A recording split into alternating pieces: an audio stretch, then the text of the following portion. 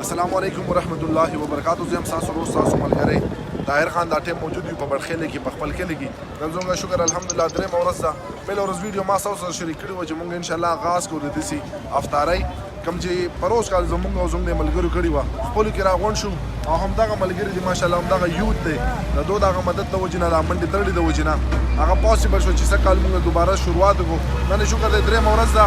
او تاسو سره لایف د یو وجې نه رالو دغه میسج ټول یوت ته فارورډ کړو. په کوم کلي کې چې یې تاسو په کوم ځای کې چې یې تاسو خپلو کې راغونډ شئ په خپلو کې داسې منډه تړل ووایي. ستاسو په لاره باندې چې کوم مسافر تېرېږي ستاسو په روډ باندې چې کوم مسافر تېرېږي هغه باندې افطاري کول دا ډېر لوی اجر دی. نو دغه زما میسج دی او دغه وړوکې غونډه کې 10 منټه 15 منټ انشاءالله تاسو به زموږ سره یې کوم چې اکټیویټیز کېږي دغه به تاسو یې راځئ زموږ سره. حاجي صاحب دعا وکړئ. ښه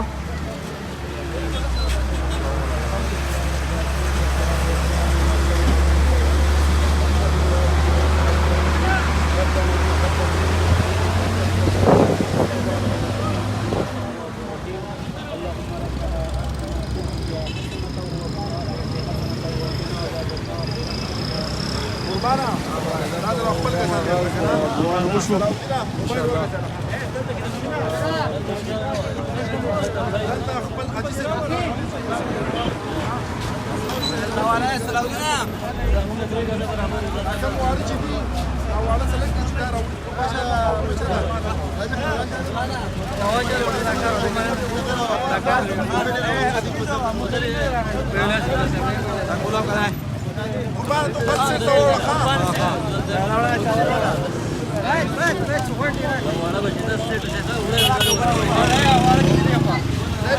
لك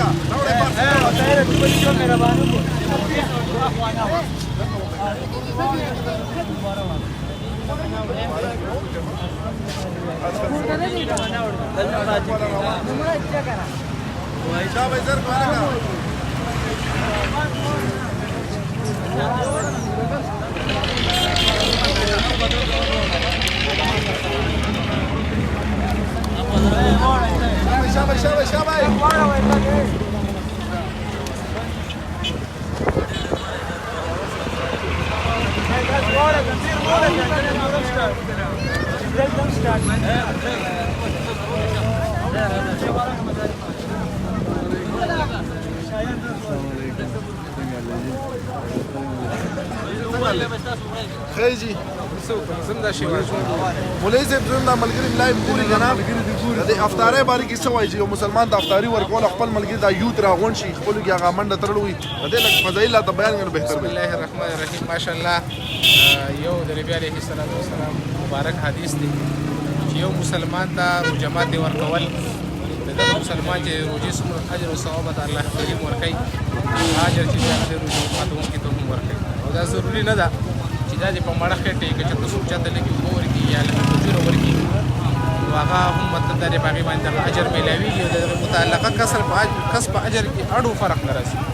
ماشاءالله ما دا ملګري ولید ما ګاډۍ ودرو راکوز شو ډېر زیات خوشحاله شوم چې د نوجوانانو د هلکانو بیا ستاسو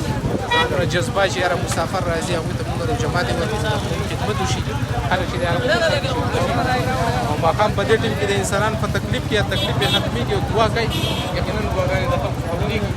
زما د ټول وطن کې د ټوله دنیا چې دا ویډیو ګوري هغو ټولو ته درخواست کوم چې د روژې کې خصوصا مسلمانانو سره یو بل سره همدردي د یو بل خدمت په یو بل باندې لوړ او بوج چې دی په خپلو مزدورانو خپلو نوکرانو کمول او د خلکو سره چې دی هغه تعاون کول د سخاوت چې دی د هغې لاس چې دی هغه بھرپور ګلول انشاءالله دا ټولې خبرې چې دی هغه به د روژې نه بعد بیا زموږ په عمل کې ومي او د روژې دا کم فایدې چې دي کومه تقوا چې ده او کوم مطلب د هغې هغه فضیلت چې دی انشاءالله هغه به ورته حاصلې الله یې جزاک الله خیر. راوړئ خانه دی خوا راوړئ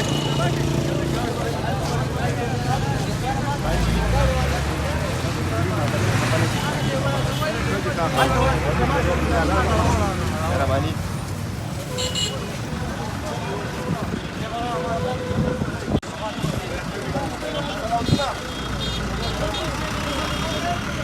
راوړئ نور بچي دی خوا راوړئ